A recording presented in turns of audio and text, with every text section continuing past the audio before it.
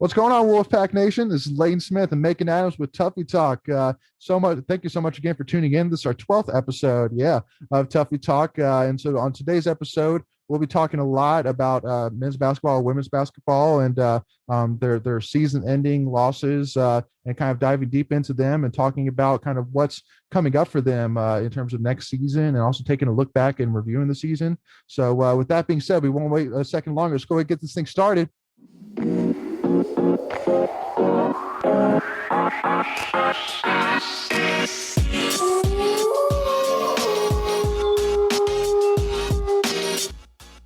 What's going on, Wolfpack Nation? Welcome to the 12th episode of Tuffy Talk. Thank you all so much for tuning in. Please make sure, if you haven't already, subscribe to us by hitting the button in the bottom right-hand corner. And please like this video and check out our other great content that we have in our channel. And please make sure, if you haven't already followed us on Twitter and Instagram, follow us at Tuffy Talk now, with all recent updates whenever we release new episodes. All right, so now we'll dive a little bit into men's basketball. Obviously, our men's basketball team on Thursday went against Colorado State in the NIT quarterfinals and fell short, 65-61. So we're going to kind of dive in a little bit to that. One of the biggest things that really stood out to me was right before the game, I saw that Braxton Beverly was announced to be out for the game due to a concussion. And which again just proves to the point that, I mean, that poor guy, it just seems like things have not been going his way this season. Such a fluke thing. Yeah, he's just had so many injuries. Yeah. I hate it for him, and I think it was like a elbow to the head. He was in concussion protocol kind of thing. Yeah, but man, that dude just had a rough year of health issues. Yeah. Well, and I mean, especially too, when you look at like that last shot at the end of the game, I know, again, we'll dive a little bit deeper, but like the one thing that really stood out to me when it came to Braxton was at the end of the game when we had that play designed for Jericho to take that three to take the lead. And you kind of felt like maybe that was a situation, if Braxton was available, maybe that was his shot. I mean, I know Jericho for the season, he actually shot like 38% from three, which is great. And Beverly shot 40%. But you just kind of felt like maybe that was a position where if Beverly was there, maybe he would have been the person designed to take that shot. And I mean, what a way to go out for him that would have been, to have an opportunity like that. Yeah, so that play, I don't have as much issue. I know some State fans are going to take issue to that play design. Mm-hmm. And I don't take so much issue to that, because if it goes in, State fans think Keats is, genius. He grew up a great play. Mm-hmm. And it's one of those shots, if it doesn't go in, then obviously he looks like that's a terrible call. I don't think the play, and I could be wrong, I'll have to go watch the interview again after the game. I don't think the play was exactly like the first look is to get Helms a three. I don't think that's the play. I think it was to feed it, to get it back down to Funderburk in the paint, mm-hmm. and let him go to work, because he had been really effective. I mean, at least in the first half, he was effective. And I think the play was drawn up to where the second look could have been maybe like Helms having the decision to put it down to Funderburk or put up a three. Yeah. So I don't hate the play call personally. That's just me. I know some State fans will. Yeah. I don't know. I mean, again, if it goes in, yeah. Everybody's loving him. Yeah. But if it doesn't, now it hasn't, everybody's like, "What the heck? That's the play." So I don't think that's fair. But because the thing it would have been sweet if Beverly had made the shot. If it was him taking the for shot. Sure. Well, because the thing I was thinking about too is, I mean, from a personnel perspective, because again, State shot 5 for 22 from three. So again, I mean, it just proved again that we weren't filling it. 2 of them were made by Jericho. 1 was actually made by DJ. And then Shaquille made 1, and then Max Farthing made 1, which, I mean, shout out to Max for that awesome. Big shot. That was great. That was awesome. I was like, that was great. I remember seeing saw him going down. There's like, who the heck's that guy? Yeah. And then I was like, he's got to be a bench warmer. And I said, that's Max Farthing, I think. Yeah. And then that was right when he pulled up a three. I was like, oh, this is awesome. Yeah, right. No kidding. So again, from a personnel perspective, though, again, I mean, a shot like that, I mean, because the guys who have been shooting well this season from 3-point have included like Cam Hayes. He shot 36% from the three over the season. Shaquille shot 34%. But again, I mean, you see that shot as really being, a guy being put into a more experienced senior guy's hands, somebody who can handle that situation. That's a big spot. Right. and somebody who can dunk and who can throw it in. So the only guy who really fit those two criteria in terms of somebody who's experienced and somebody who can shoot the three was Jericho. Other than that, it would have been either Cam Hayes or Shaquille Moore. So again, it's the unfortunate thing that, I mean, if we had Devin, if we had Braxton, if we had Thomas Allen, one of those guys that would have given us another person that, or another personnel that we could have considered for that shot. Now, a lot of State fans might say, well, you didn't have to shoot the three. You could have just gone for the two. And it's like, well, again, just like you said, I mean, six of one, half a dozen other. If you make the right choice, you're a genius. If you're not, then not so smart. So, but I Right. do agree. I mean, DJ had, I mean, he had a heck of a night. He It was had, the first half really was where he was, and then I mean, yeah, he had a, I he his stat line looks really good. yeah, But he's mentioned 13 points, 9 rebounds, 1 assist, 1 steal. yeah. He did have 2 turnovers. Mm-hmm. But to me, he had a great night in the first half. I thought it was like he scored, I think, was it 9 or 11 in the first half, Yeah. and then he scored 2 the second. Yeah. He So had 13 points total. So yeah. yeah, I thought, to me, when I look back, the only player that I really thought besides Funderburk who did great was I thought Bates did pretty good. Yes. And he finished with 13 and 6. Mm-hmm. He had 2 blocks, Yep. but I mean, Helms was your best player last night. I mean, you could argue that he had 15 points, 4 rebounds, 5 assists, 1 steal. He, I thought he was the best one on the night as far as us getting a shot. Right. I mean, I just don't understand why or where the adjustment came at halftime. Like why we didn't counter, or if we did try, I would love to know the logic behind what we did to adjust in the middle of the second half or in the first 5 minutes of the second half when we realized this isn't going well. Yeah. And what are we doing to address it? I mean, I didn't see a ton of change, but I'm not the coach. I don't know what was drawn up. Well, and we actually had somebody actually comment to us too on Twitter, basically asking, like, that one of the concerns they had about Keats was that they didn't feel like Keats does a lot of halftime adjustments. Usually, like, there's not a lot of games where you see, oh my gosh, like, that second half, like, I'm seeing, the effort there. I'm seeing the change to cope with, what the other team is doing. Which, Right. the biggest thing I said to that, and, again, coming from my time of being in the locker room with a team, is that, there's nobody that's behind those doors, from a non-player slash staff perspective that, is knowing what they're saying, truly during a halftime. I mean, so it's kind of tough for us to really say, is he really making adjustments? What is he doing? Right. And I think people need to also be mindful too. Again, you don't have Beverly, who's a shooter. Mm-hmm. And I mean, I'm not saying this is a reason why you lost. I got a point to get to, but you didn't have Thomas Allen either. So people, I think when you look back as a whole in the season, if we get to that point in the conversation, you don't have two. You have, well, if you want to really include Daniels, we're beyond that a little bit. Yeah.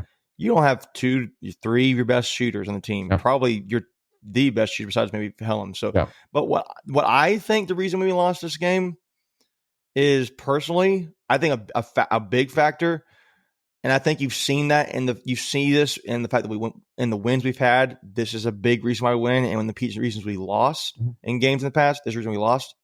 The freshman production. Yeah. We had Hayes had 29 minutes, 7 points. He did have 4 rebounds, 4 assists, so that's a good stat line. Mm-hmm. Darion Sebron, 29 points. 29 minutes, 2 points. Yeah. He did have 8 rebounds. He did have 1 assist. Yeah. But 29 minutes and 2 points is not getting it done. Yeah. 29 minutes and 7 points for Hayes is getting it done. Shaquille Moore, 24 minutes, 8 points. Now that's better. He did have 1 rebound, 2 assists, 1 steal. But your 3 freshman players, your impact freshman players, and Hayes, Sebron, and Moore scored a total of 17 points, and that is about, 58 plus 24 is 82. 82 minutes, 17 points in 82 minutes. That is terrible. Garbage. Well, and also too, another stat that really stood out to me. So, I actually thought that one thing you were going to say was one of the big reasons we've lost games this season is turnovers. I think that's a Oh recurring yeah, thing well with that's the turnovers. other big factor too. I And I mean, mean, we had 17 great point, turnovers. great point. And so, and just like you said too, I mean, because actually, if you take a look, so we had 17 turnovers as a team. 12 of them were by Hayes, Sebron, and Shaquille. So literally, three players The had freshman. combined 12 of our 17 turnovers, which are young guys. Again, I mean that's the thing, is that this season has really pushed us to giving those young guys more production than we had originally expected, which is a great thing for the long term, but obviously not the most, the best thing for the short term, which it is what it is. And again, these minutes now will pay off for next season. That's I hope they do. I hope they do. I think they They will. will. I think they will. They will. Yeah. It's There's just there's no doubt. There's no doubt these guys have the talent. They have they have what it takes to compete in the ACC and be successful in the ACC. It's just a matter of learning from those freshman mistakes. I mean, like, I saw there was one time where, again, Cam Hayes tried to, lob the ball into DJ on the post, and him and DJ weren't on the same page, and DJ wasn't looking, and the guy stole the ball, and Keith did his dadgummit, reaction. And so again, I mean, that's a freshman mistake, which he'll learn from, and he'll watch tape on it, and he'll improve on for next season. At least, again, just like you said, that's what we hope. But yeah, again, I mean, even the fact that even like bringing in Max Farthing, he got 6 minutes, just like you said. That proves the unfortunate lack of depth we really had. I mean, that's a yeah. when have we gotten to that point where we actually had to bring in Max Farthing? Which, I mean, hey, He great. played 6 minutes. He played 6 minutes. Good for him. Yeah. I mean, good for him. I mean, I trust me. And he contributed. So he had 3 points in 6 minutes. That's solid. That's can't argue with that. So, but yeah, just like you said, I mean, like Sebron, he played 29 minutes and he only shot 2 shots. And he made one. So he made one for 2, I guess. So that's what I'm saying, is that, I mean, it's not that he wasn't shooting well. He just wasn't putting up shots, which in like Jericho shot 16, he shot 6 for 16. So 38%.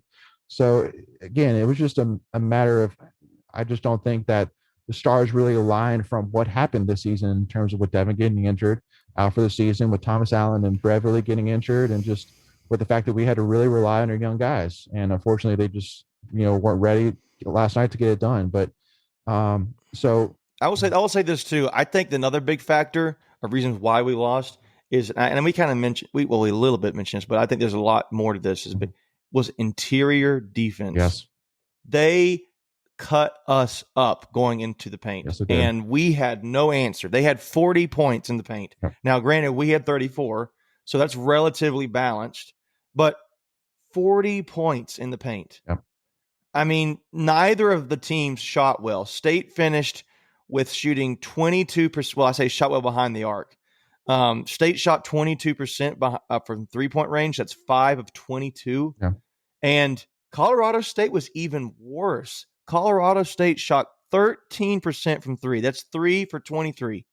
That is terrible from both sides. Yeah. But when you look at the field goal percentage, State shot 43%. Colorado State shot 44%.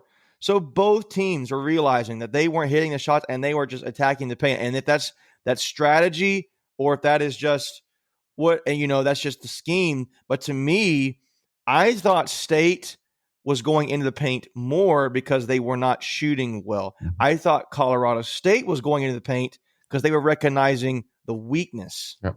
And they were, just attacking us. And I mean, I thought we did a good job of, I thought we did a good job of slowing down the guy, David Roddy, their 6'5", basically a combo guard forward kind of thing. Yeah. He had finished with 16 points, 11 rebounds, 3 assists, 1 steal. But the other guy that really killed us, I thought I think his name was Stevens. Yeah. Stevens. He had 18 points, and I think he was the shorter guy. I think he's 6 foot tall. Yeah. But man, that dude pestered us the whole night, and you could tell him and Hayes were just mouthing off at each other. But they were just Stevens was cutting into the paint a lot. I mean, and a lot of Moores, their center Moores, he played pretty well. He had let's see what he had here. He had well, I say he played pretty well. I'm thinking of the other guy, Moore. Not Moores. They have a guy that Moors. They have another player, Moore. I think I got those confused. But they had the 2 players finish in 16. I mean, the 3 players finished with 16 plus points. Yep. Roddy finished with a double, 16-11. So they just attacked us in the paint. We had no answer, No. and I'm kind of surprised by that. I thought we switched. I think we switched to zone, Yeah. if I remember correctly. But it was pretty late in the game when we did that. Yeah. I thought it was the second half of the second half for the last 10 minutes, Mhm. or maybe even less than that, which I thought was too little, too late. So Well, and because one of the big things too, I know that Keats loved to do this season, and I think all State fans agree that they would love to have is if Vanderberg and Bates could both be on the court at the same time. and they have at times. Yeah, they have. But again, the They've issue started that way, I think. that leaves is if one of them gets in foul trouble, and that really puts us in a handicap. And because like one thing that stands out to me is that Bates didn't have a single foul, not one foul, which that's odd to me Wow. because I know that again That he's is weird. such a shot blocker. So you would think that I mean, easily would get a couple fouls, which I mean I'm not necessarily complaining about, but I'm saying it's odd to me. I mean, I wonder. I mean, in terms of maybe like was he a little bit less aggressive since we have been having depth issues? I mean, Yeah. it's a weird thing to really think about, but yeah, it's um you know it's something for the long term to consider. And again, like Manny Bates, Jericom, they pretty much played the whole game. Helms played 39 minutes, Bates played 38 minutes. So those those guys I think are really going to anchor us for next season. Now again, in terms of this off season, who knows? Trust me. I mean, like we could literally feel good that these guys are going to come back. That Funderburk, Beverly are probably gone. Funderburg hasn't. He Yeah. even said during his post game interview, Yeah. Funderburg even now. If y'all haven't seen that, I know probably some of y'all have. Mhm. That was really, really honestly touching to kind of see how Funderburg responded to the end of the game. I know people have questioned because they thought, he tested the NBA waters. People kind of already have seen the tea leaves. He's gone this season. Yeah. He didn't really have as great of a he didn't have as great of a year as he did last year. Mhm. But man, when you see him he's crying, Yeah. and the press media coverage after the game, you can't question how much that guy loves his team. I mean, Amen. in fact, he's at tears. So Amen.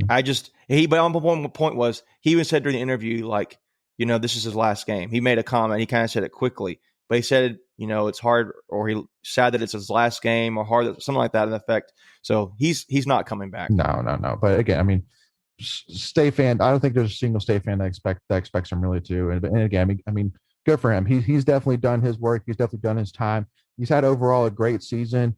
I don't really see him doing much more than he has this season. I mean, sure. I mean, there's always room to do better, but I mean, it was a solid season. So I mean, yeah, he should definitely go test. And if he doesn't, get into the G League, whatever, go play overseas, get some money. So let me ask you this question, Lane. Let's take a step back. The rest of the season's over now. Yep. How do you assess this season? Yeah. It's tough. Again, I know we had this conversation in terms of, it's a COVID year. It's, we haven't played in front of fans. Obviously, there's been a lot of, one of the big balances and hopes for a season, especially at the beginning, is to play teams where we can really evaluate ourselves, but also to get some quality minutes against some teams before we play the conference schedule, which obviously with this season, we jumped right into it. So, that could have been very beneficial for our younger guys. But so it's in terms of evaluating it, I would really say that, again, there was a ton of minutes for Cam Hayes, for Sebron, for Shaquille, and there was a lot of bright spots. I mean, there was a lot of spots where you really could point and A go, lot of man, bright spots, these yeah. guys are going to be good.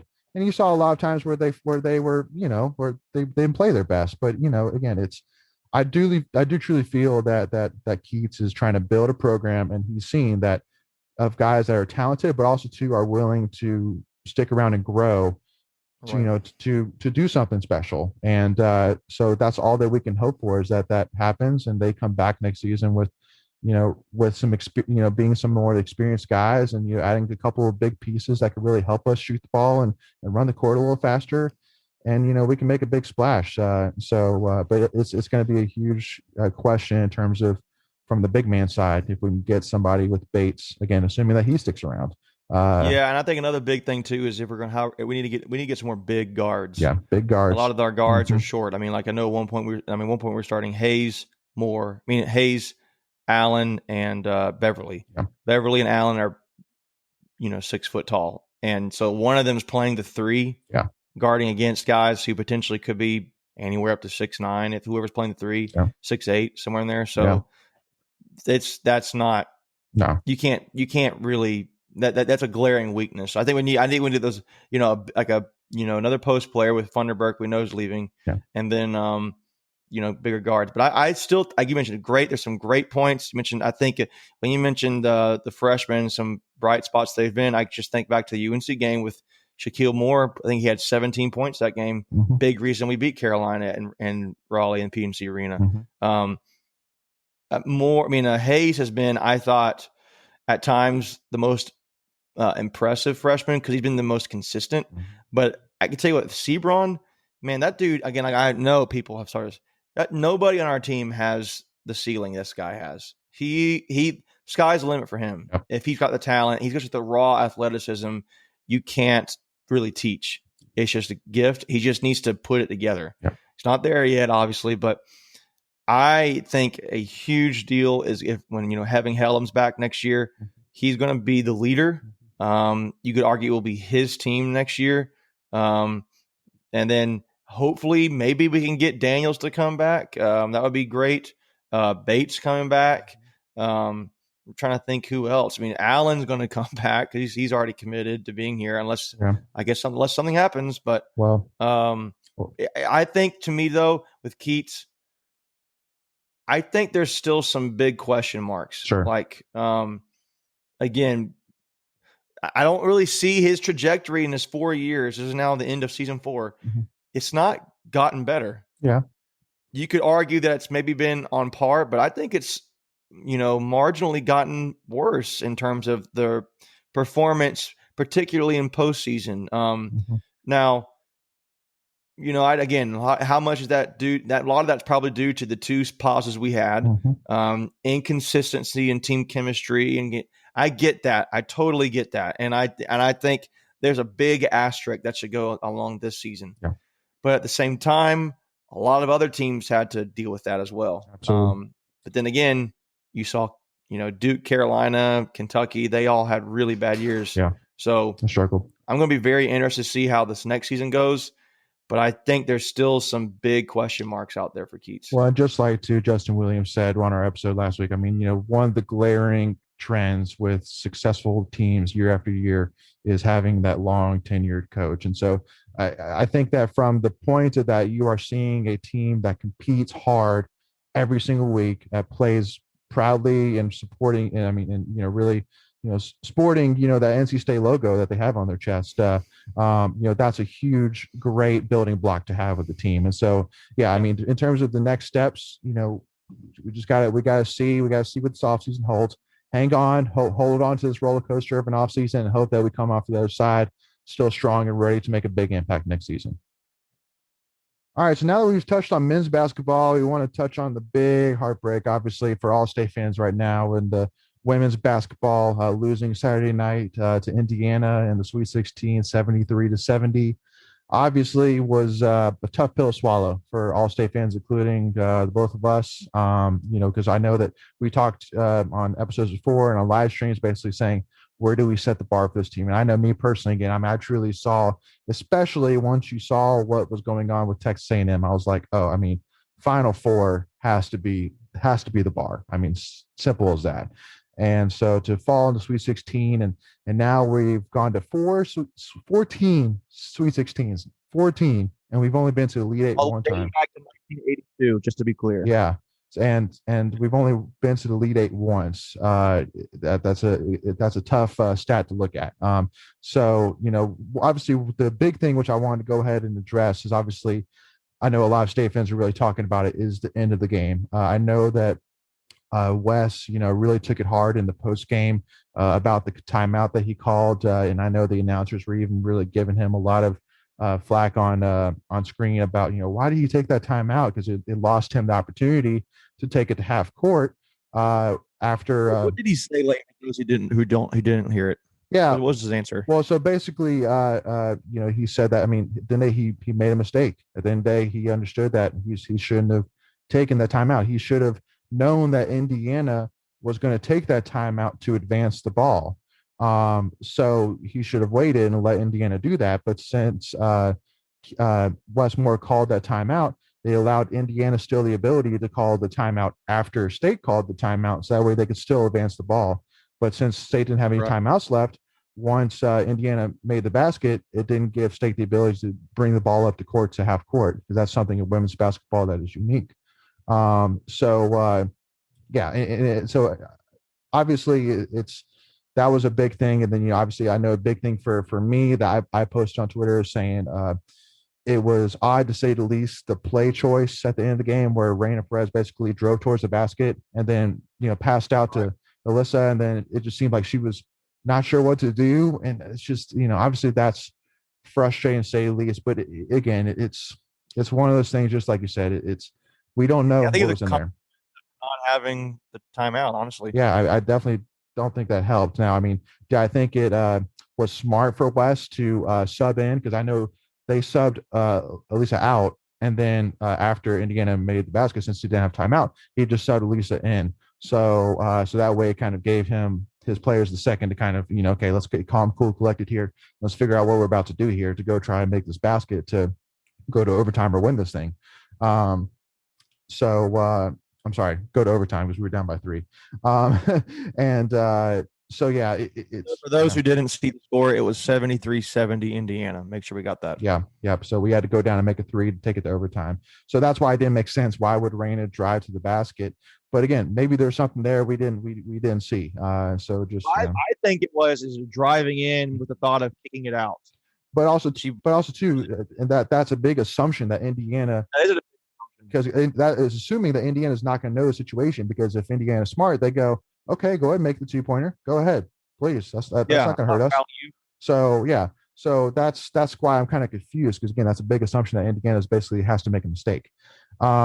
So kind of digging deeper here. So the biggest there was a couple things that really stood out to me. So Indiana as a whole, for those who don't know, I mean, man, they are a strong team. I mean, like literally, they're a good team. Really. So now they shot terribly from 3. They shot 14%. Yeah, 2 for 14. Yeah, but it took the way I look at it. It took everything they had, minus shooting well from 3 to beat. I mean, they played their hearts out, and if you're going to lose, I'd rather lose like that, honestly. Yeah, well, and especially in a situation where we basically what we were known for the whole season in terms of having these great comebacks, and like Boston College, we were down by 13 in the fourth quarter and came back and won. And same thing here, we were like, and we tweeted out saying, "Don't count us out." Like I know we're down. It may seem like we're out, but don't count us out. And we came back. And so I mean, that's another kind of good thing too. Is again, we really did push to try and make up for the slow start in the first half. Now, the biggest thing which stood out to me is Indiana. All 5 of their starters were double digits in points. So every single starter, which again just proves again how they're not reliant on that one person, which is huge for any team. That one, I'm telling you what I thought was a big factor. I thought their point guard Patberg, he was a big reason they beat us. Yeah. She was giving Perez all kinds of fits, and it was glaring. I mean, Perez was bothered by it. Yeah. Oh yeah, no doubt. I mean, we had, I think it was like 13, 14 turnovers just in the first half. So we had 10 steals. They stole the ball 10 times from us. Wow. Yes. And I don't know turnovers. They had we had 17 turnovers total in the game, but yeah. And because one of the things too, which I saw last night was in the third quarter, especially over the first 2 games of the tournament against North Carolina A&T and USF, we were dominant in the third quarter, dominant. And actually, between the second and third quarter, we were actually outshot 44-26 between the second and third quarter, 44-26.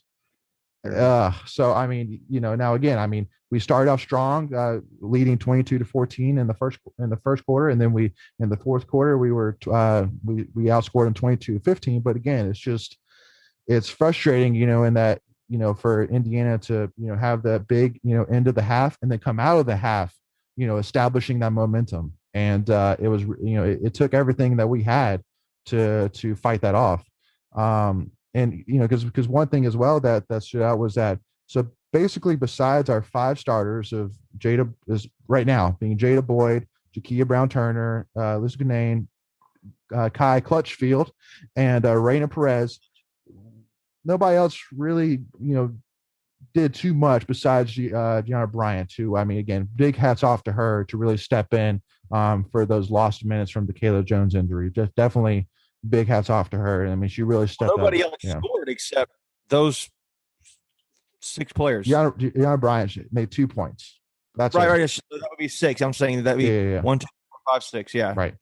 So yeah, it's I mean, it puts a lot of pressure on those guys to step up. And again, unfortunately, Jakia didn't have her best game. She shot 3 of 13 from the field, 1 of 5 from the three. So she had a rough game. And so, Lisa didn't have her best game. I would say more on the defensive side. She didn't have her best game than on the offensive side. Now, I know a lot of State fans would say, well, I mean, the refereeing was obviously interesting. I mean, State shot only 7 free throws. Indiana shot 17. So huge discrepancy there. I don't think that's why we lost the game. But No. yeah. Well, because one of the things that was interesting. I mean, that I'm trying to figure out is, I mean, so we shot from the field 50%. We shot from 3-point 47%. Indiana shot 47% from the field and 14% from three. So you go, so how did we lose that game then? And that's one of the places you kind of look as well. You do see that they had 10 more attempts at scoring points than we did. So you go, that definitely could have helped. But yeah. I'll tell you a big one. Please. I mean, I said turnovers. Yeah. 17 turnovers. Mm-hmm. 10 of them were steals, and 20 points off those turnovers they scored on us. Yeah. Those are transition buckets off of turnovers. So that's 20 points that could have you could have gone your way. Yeah. And it could have swung either way, and you let it go. Now, and not to me, and another stat that kind of goes along with it, or two actually, 9 second chance points, 18 fast break points. For Indiana? Yeah. They had, again, 17 turnovers, 10 steals. Mm-hmm. Of those 10 steals, 17 turnovers, 20 points off turnovers, 18 fast break points, 9 second chance points. Second chance points is more rebounds. But yeah.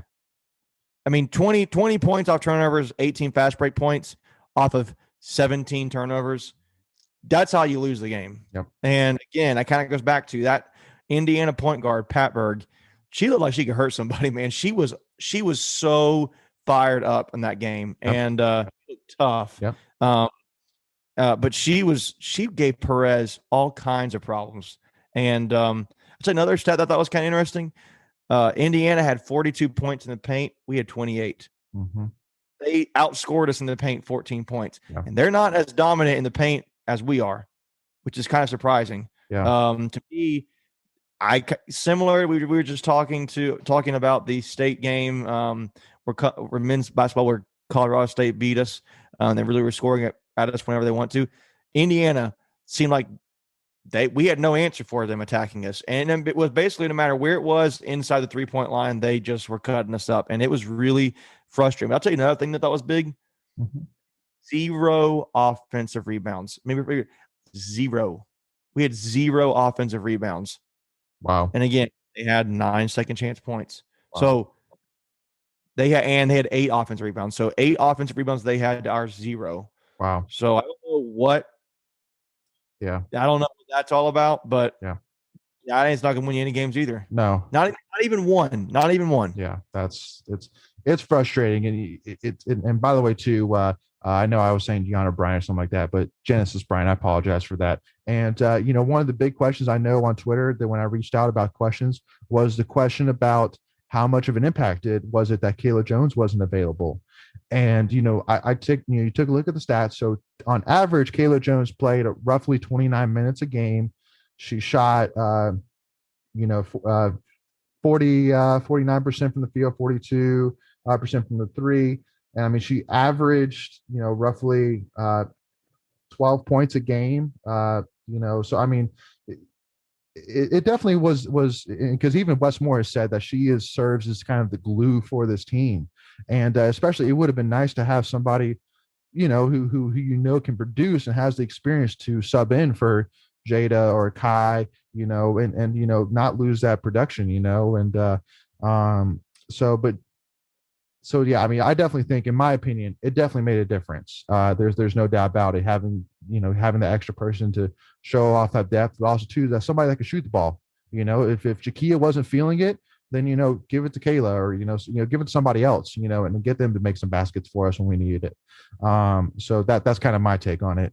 I'm sure you have some kind of thoughts on it too, Macon. Well, I mean, at the Kayla's an impact player. You don't have her. That's a lot. That's a lot of points that are you have to figure out where we're going to get those points from, and other girls have to step up and make those plays. So Yeah. I think a lot of them did. I'm going back to looking at these numbers again. Indiana shot great from the field, 47%, but 3-pointers, 14%. I was looking at free throws. You mentioned the comment about the officiating. They attempted 17 free throws and we attempted 7. Right. And I know we didn't foul that hard and it wasn't that inconsistent. Right. So they had 10 more attempts than we did. But they only made 9 of them. So they shot 52% from free throws, and we shot 71%. Yeah. 14% from 3, 52% from free throws. You're not going to win many games. No. And we shot 50% from the field, 47% from 3, Right. 71% free throw. We shot really well. Yeah. To me, just the glaring reason we lost. And again, I know having Kayla Jones would have helped in this area too.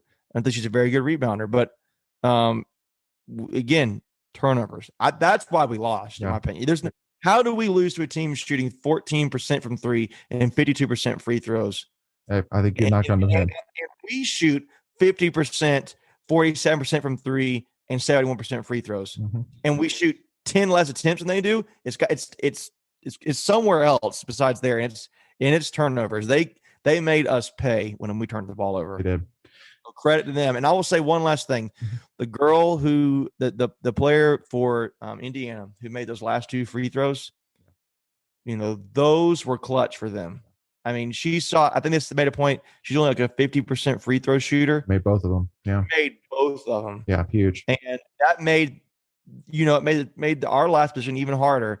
And I just, for her, I know obviously like I'm obviously Stephen, but that was big for her. Yeah. And it was big for her team. So you just you say congrats to them. Yeah. Better team won that night. It wasn't us, I say. But you hate it. And I think when you look back on the whole season, going back on it, I'm very proud of this team. You look back, 2nd straight ACC title, 3rd straight Sweet 16 appearance. Not a lot of programs are saying that right now. Yeah. No, I mean, again, it's easy to say that there's so much to look forward to with this team, and that there's no reason for any state fan to worry whatsoever. Simple as that. So, just definitely hats off to this team. Hats off to these ladies, and how they handled this season, and how they took the fight on the chin, and really gave us some great wins over South Carolina and Louisville, winning a 2nd straight ACC title. So congratulations to them on all they did, and we can't wait to see what's going on next year.